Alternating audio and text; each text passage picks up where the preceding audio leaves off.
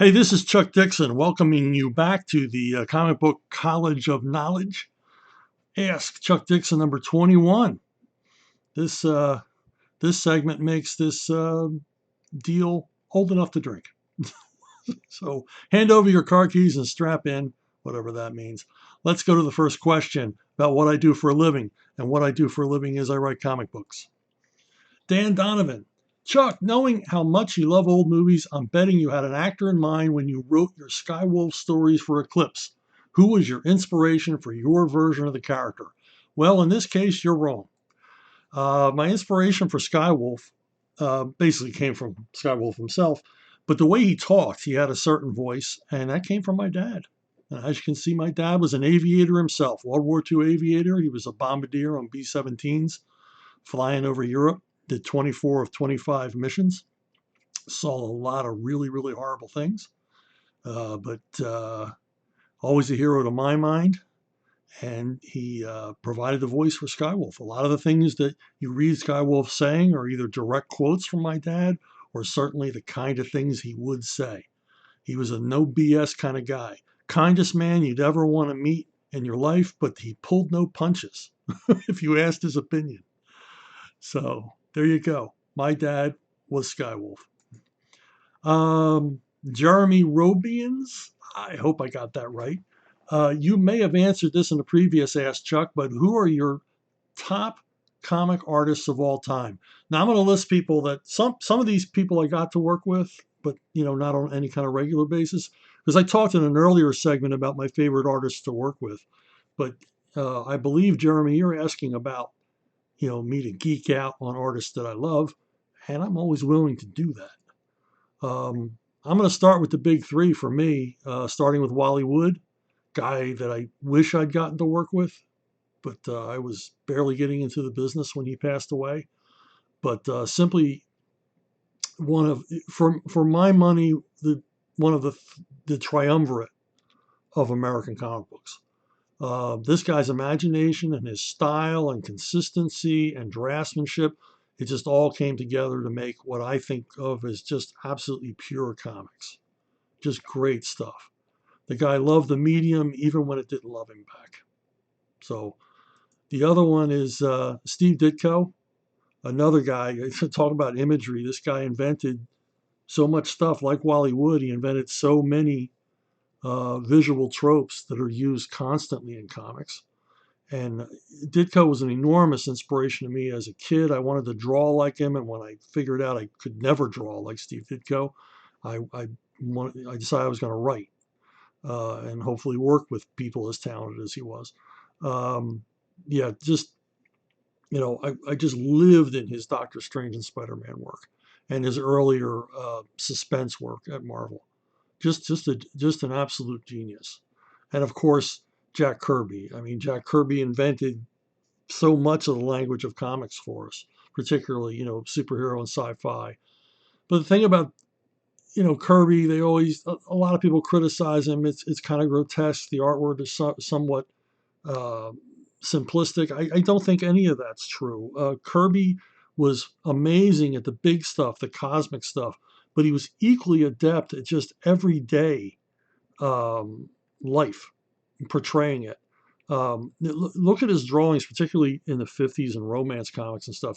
A guy helping a girl on with her coat, and he just drew it so naturally. It just looked perfect, never looked forced or contrived or klutzy.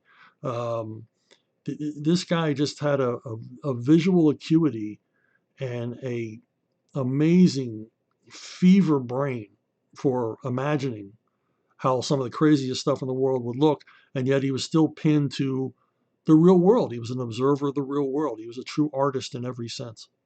So Russ Heath, this is a guy that I did get to work with, quite often, and the best war comics artist, bar none, worldwide, in my opinion. Uh, his stuff was always so conscientiously done. If you ever met Russ, he pretended to be a real cynic. He pretended to be indifferent about his work, but you can't do work like this and be indifferent. He rejected the whole idea of working in a business and being a fan as well. I don't know if he was a comics fan, but he obviously loved the medium because he kept returning to it. I mean, Russ is a guy who was talented enough. He could have gone into, and he did. He did quite a bit of storyboarding and animation design and stuff like that. But he really loved the comics, and he kept coming back, and he would do astounding work on war and Western titles and a lot of other genres. John Severn, another favorite. I did get to work with John a few times as detailed in previous videos. Another guy, loved the medium, was a history nut, shows in every panel. He had to get it right. Every detail had to be perfect. And he was so conversant with all the different genres that he loved, from ancient history to World War II to, well, any military thing, and westerns. His westerns are there's a quality to his westerns unlike any other western artist, where he takes the more fantastical elements of a western comic and mixes them with the true historical elements. It just creates a unique vision of the West via comic books, unlike anybody else. Jack Cole, creator of Plastic Man, among other characters. This guy was an absolute freaking genius. I mean, writing wise and art wise. He played with the page, he played with panel composition. The guy was just a maestro. I don't think he ever did two panels the same twice, but his stories always had a flow. He's the first guy I really noticed whose pages, no matter how many panels are on them, form the complete composition. He's a master at making you follow down the page.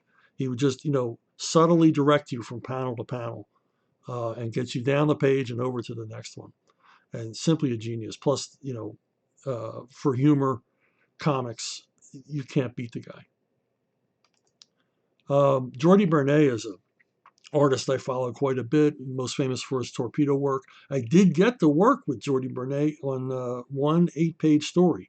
They did a Bernay special at DC, and there were no westerns submitted.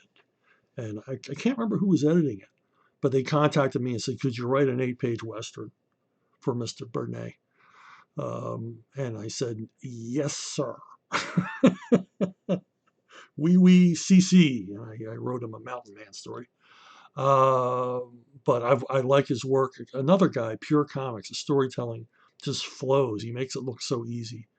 And he's quite prolific. And I like his detective work and his Western work. He's done quite a bit of Western work, both here in the United States and more notably for Benelli in Italy. Tezuka, creator of Astro Boy and Kimba. Uh, Big influence on me as I was trying to break into the business. Uh, and I still thought I could be an artist. And I sort of morphed my art style to be more like Tezuka's. The result of which is the one-shot Radio Boy from Eclipse, which is the only comic book I've ever penciled, and it's sort of a satire on Tezuka's style. But I have pages, dozens and dozens of pages of a time travel series that I had proposed that are drawn in. I'm just aping Tezuka, in every which way, even his panel and page compositions. I just love the work. Like Kirby, like Wood, like Ditko, just endlessly visually inventive, creating a whole new language for the stories he wanted to tell. Jose Ortiz, here's another guy, a Spanish artist. I got to work with him on one 8-pager at Eclipse Comics for Tales of Terror. And it's one of my favorite stories I've ever done. And I requested him. I said to Dean Mullaney, could we possibly get Jose Ortiz for this story? Because when I wrote it, I just pictured every panel drawn by him. And Dean got him. And I was, well, needless to say, over the moon with the results. Ortiz did a lot of work at Warren and then a lot of work in Europe. He did some Western work at Benelli, did some Tarzan, and his greatest series, Hombre, a post-apocalyptic, Western, basically, that he did, quite a number of volumes of in Spain. And I just love this work. Olivier Schwartz is an artist I've mentioned, I think, on another video. I believe he's Belgian. He works on quite a few different properties in Europe, but I just love this style. This guy's style is amazing. His storytelling, his attention to detail, Um, this is from a pair of Spiro um, specials that he did, and the work on them is just simply genius, just jaw dropping. I look at them. I just keep them out. I don't put them on the bookshelf so that I can look at them over and over and over and over again. Just absolutely brilliant work, and the stuff is funny, and there's just an animation to it. I don't mean animated style. I mean it just comes to life. And this guy's not terribly prolific. He doesn't. He's got an Inspector Bayou series, which is done in a more simplistic style. I enjoy that as well. But the guy's not terribly prolific. I think he works very, very hard on these albums that he does. Of course, Alex Toth. Um, when you first start growing up in comics, as a comics aficionado, the first sign that you're moving from fan to aficionado is you begin to appreciate Toth. I mean, when I was a kid and you saw Alex Toth, it was like, yeah, okay, it's Alex Toth, you know. But as I got older, I more and more looked forward to his work and would go back into my collection looking for stories that I know I didn't appreciate enough the first time. But draftsman, Imagineer, storyteller, you can't beat him. One of the best. Frank Robbins in the Toth style, or Kniff style, I should say. Both Robbins and Alex Toth were strongly influenced by the work of Milton Caniff and Noel Sickles. Robbins for a long time drew the Johnny Hazard strip. He went on to write Batman. He created Man Bat. He did quite a bit of work at DC and Marvel through the 70s. And I really like Robbins, not just for his artwork, which is always thrilling, but he was a great writer, too. The Johnny Hazard strip, I've got the complete run of Sundays strips, and that's another thing. I go back there; they're on a pile on my desk in my office because I look at them all the time. And the guy knew how to keep a story moving. Johnny Hazard isn't one of the best known strips of all time, but it had a loyal readership, and it's not hard to see why. Owen Fitzgerald is an artist I only recently discovered. Another guy that I saw his work all my life, but never put a name to it. Never realized that, oh, this is the same guy that drew this, who drew this, who drew this. Um, uh, Chris Duffy, when we were working on SpongeBob SquarePants, like made me aware of Owen Fitzgerald. When I was a kid, Fitzgerald drew Dennis the Menace comics. But through the late 40s, early 50s, he drew a lot of comics in the wacky dames subgenre. There were comic books that were just about silly women. You could never do that today. And they were like Dizzy Dames, and there was another one about a Hollywood starlet. But the stories they're naive and innocent and charming, and they've got Owen Fitzgerald's fantastic style. He has this tremendous fluid cartooning style that I love. He also was a longtime artist of Bob Hope Adventures at DC Comics, and he did some incredible work on those comics as well. Um, Probably a name you've never heard, but a guy that I keep trying to find more and more work by. Okay, Hardy McFadden. Ever read a book or story that pissed you off so much that inspired you to write its antithesis? So we're talking about like how High Noon inspired Howard Hawks and John Wayne to make Rio Bravo. Because High Noon pissed off the Duke so much that he wanted to make a story to counter it, and did. I can't think of one story, but I can think of 70s comics. My entire career is a reaction to the kind of comics they put out in the 70s, where the characters simply couldn't frickin' stop talking, that the stories were driven by what was in the word balloons and captions rather than what was in the pictures. The pictures were ancillary.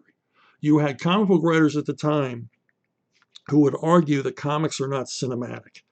They would actually argue that comics are not related to filmmaking, that there's no relation between how a story is told in static images on a comic page or how it's told in a series of moving images on a movie screen. And they refuse to see it, refuse to acknowledge it.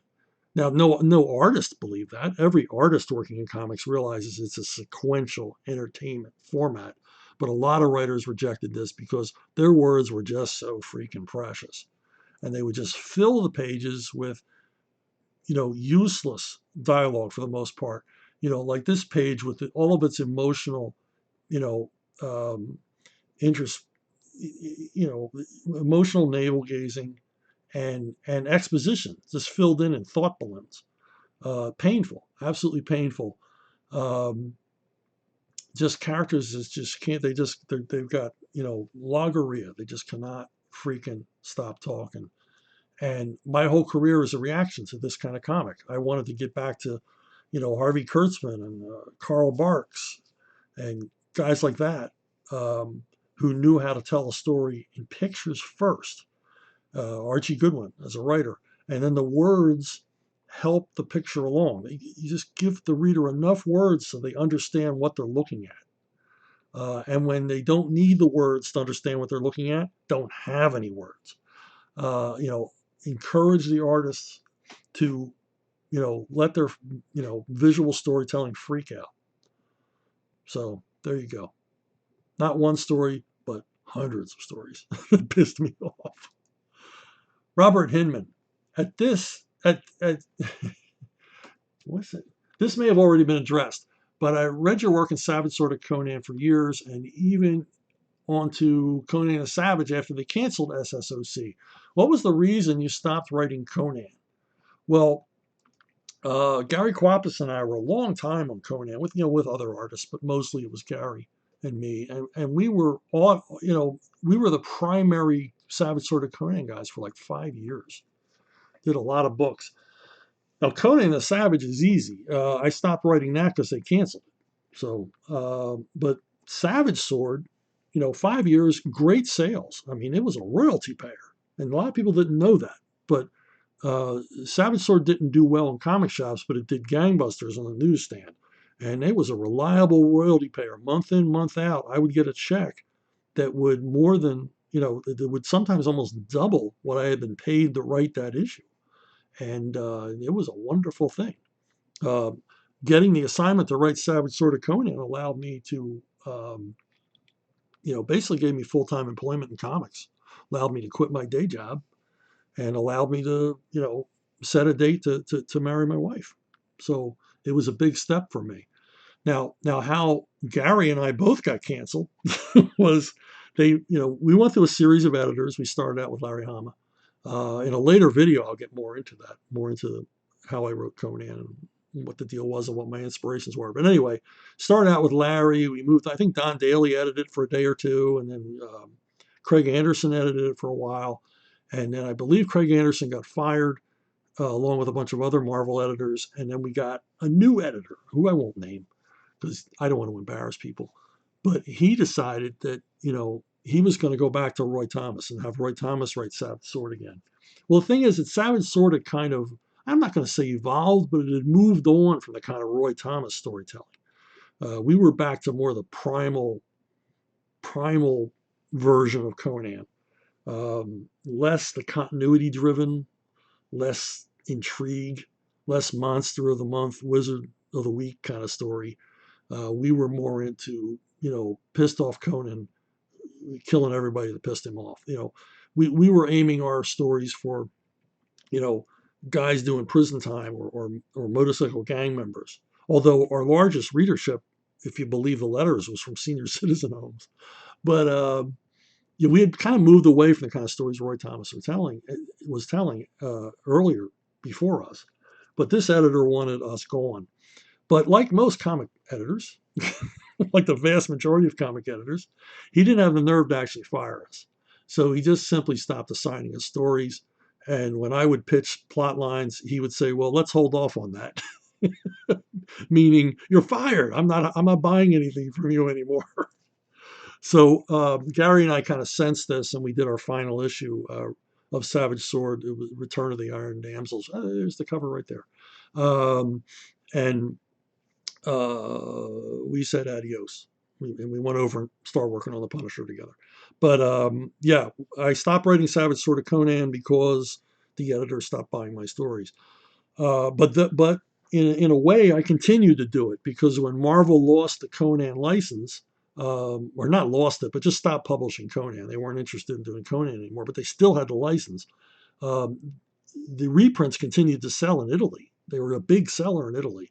So I was contacted by Marvel Italia, and I wrote several issues of Savage Sword of Conan. Or I can't remember the Italian name of the magazine, but I wrote several issues for the Italian market.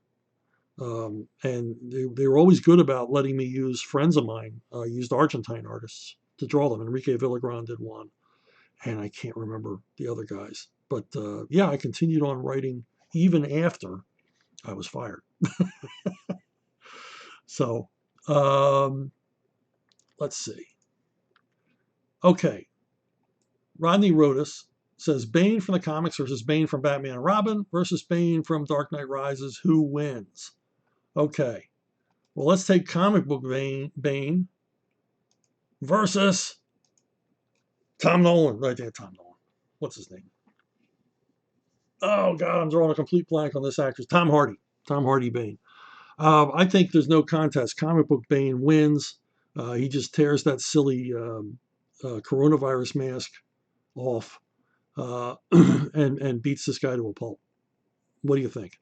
Plus, I think Bane is about 2 feet taller than this guy, so there's no contest.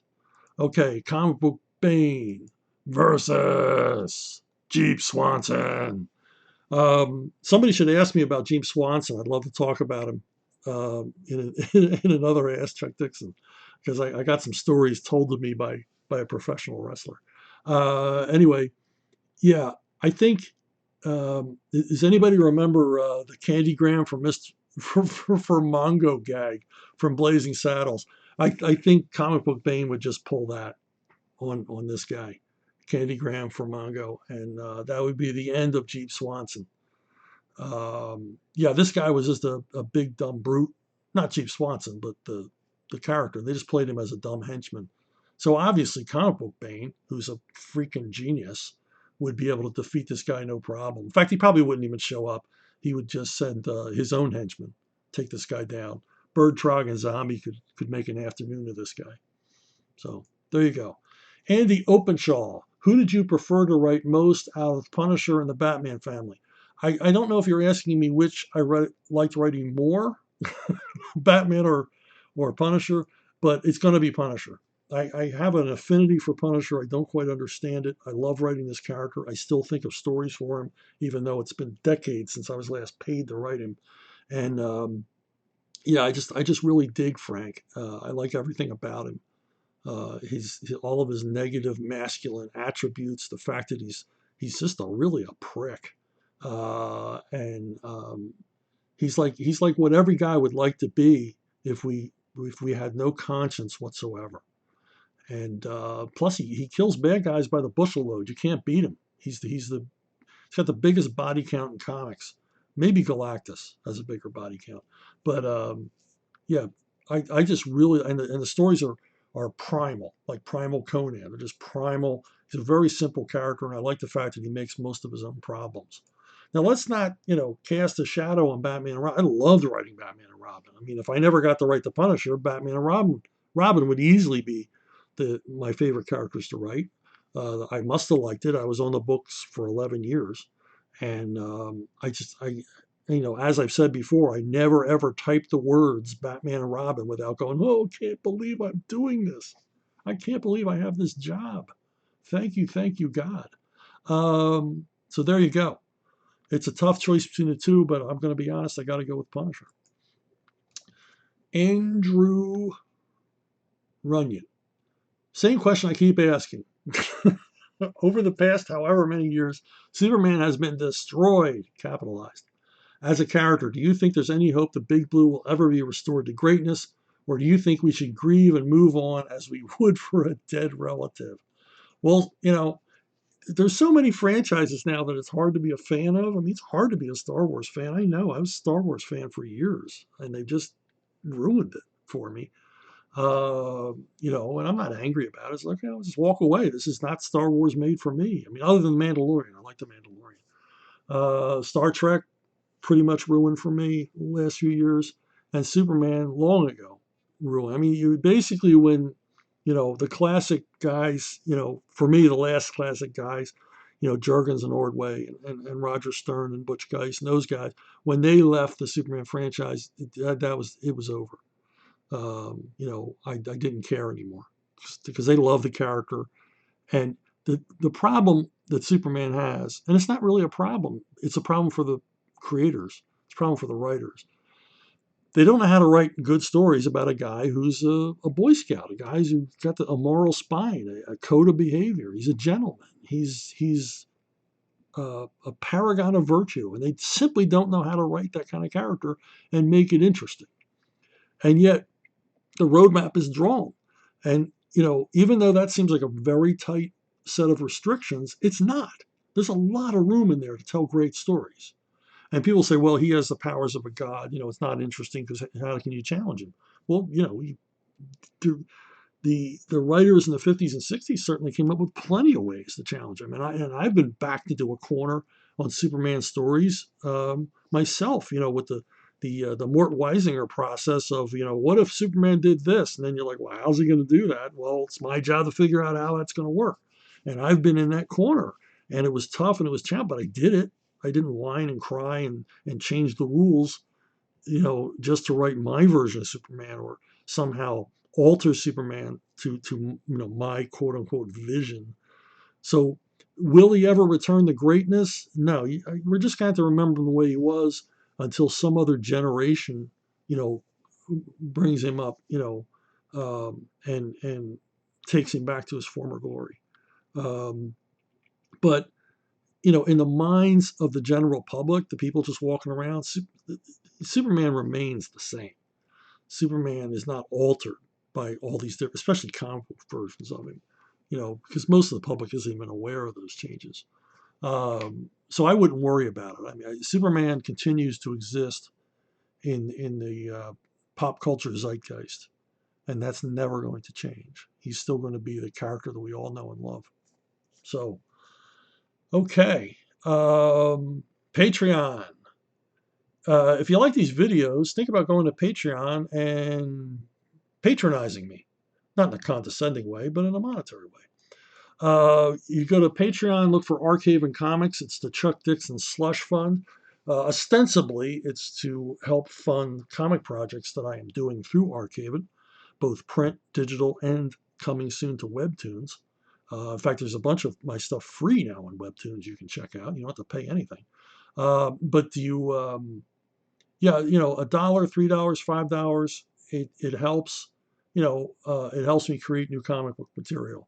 And if you don't even like comics, but you like these videos, well, okay.